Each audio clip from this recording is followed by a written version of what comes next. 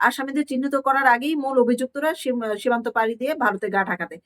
এইখানেই কিন্তু উত্তর লুকিয়ে আছে। পুলিশ আসামিকে চিহ্নিত করার পূর্বেই তারা ভারতে গা ঢাকা দেয়।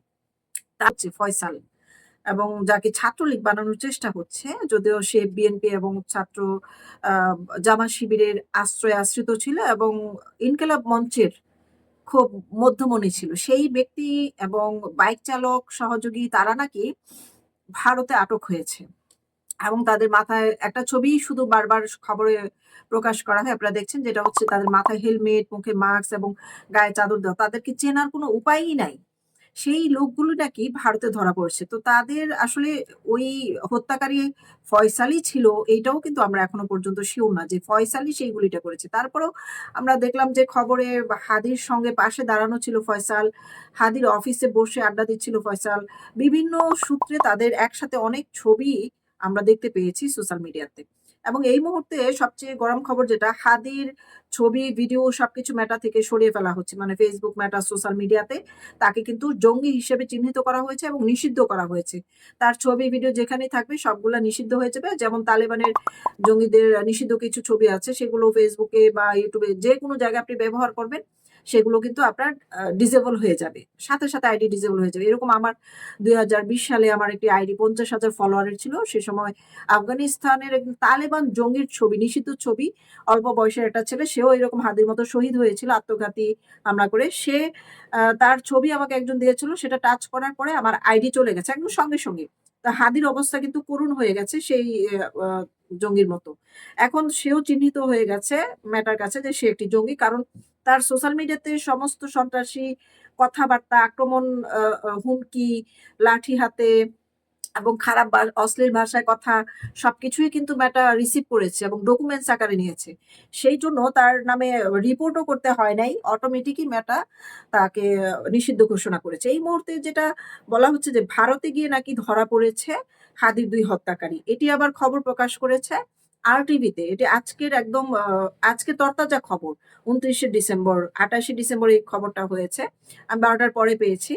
ইনকিলাব মঞ্চের মুখপাত্র শরীফ ওসমান হাদি হত্যার ঘটনায় 2 ভারতীয় নাগরিককে গ্রেফতার করা হয়েছে। রোববার 28 ডিসেম্বর ডিএমপি জানিয়েছে এই হত্যাকাণ্ডে জড়িত আসামিদের সীমান্ত পার হতে সহায়তা করায় ভারতের মেঘালয় পুলিশ তাদের আটক করেছে। হাদিকে হত্যার পরিকল্পনা এতটাই নিপুণ ছিল যে পুলিশ আসামিদের চিহ্নিত করার আগেই মূল অভিযুক্তরা সীমান্ত পাড়ি দিয়ে ভারতে গা ঢাকাতে। এইখানেই কিন্তু উত্তর লুকিয়ে আছে। পুলিশ আসামিকে চিহ্নিত করার পূর্বেই তারা ভারতে গা ঢাকা দেয়। তার মানে আসামি এখনো চিহ্নিতই হয় নাই, কিন্তু তারা ভারতে গা ঢাকাও দিয়েছে এবং ভারতে গিয়ে ধরাও পড়েছে। রহস্যের জাল কিন্তু এখানেই বুনছে। পুলিশ আরো জানায় যে প্রধান আসামি ফয়সাল ও আলমগীর অত্যন্ত চতুরতার সাথে, আলমগীর এবং ফয়সাল দুটি নাম মনে রাখবেন, আবার যদি ওরা পরিবর্তন করে তখন যেন আমরা বলতে পারি।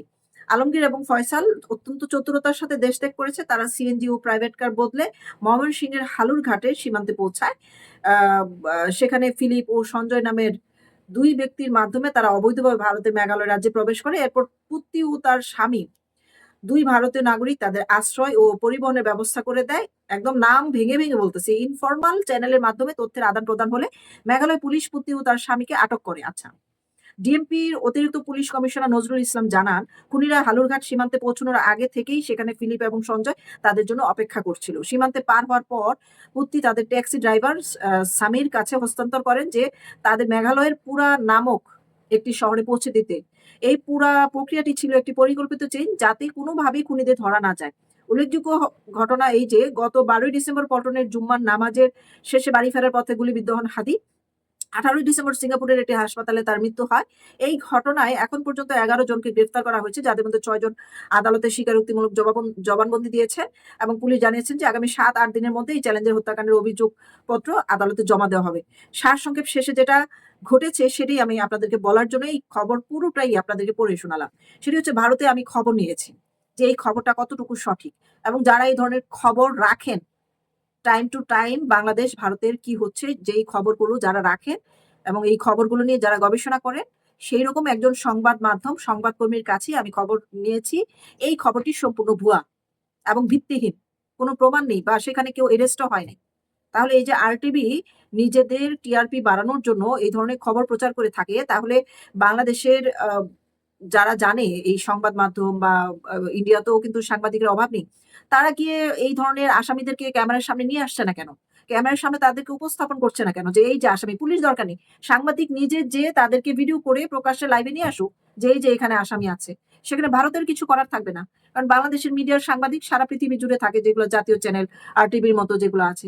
তারা কেন সেখানে সংবাদ মাধ্যম পাঠাচ্ছে না এবং সরাসরি কেন তাদেরকে লাইভে দেখানো হচ্ছে না? কোন বাড়িতে আছে, কোন জায়গায় আছে, তাদের চেহারা ভিডিও আকারে আ লাইভে এনে আমাদেরকে দেখাক। আমরাও একটু স্পষ্ট ধারণা পাই যে আসলে খবরের সত্যতা আছে।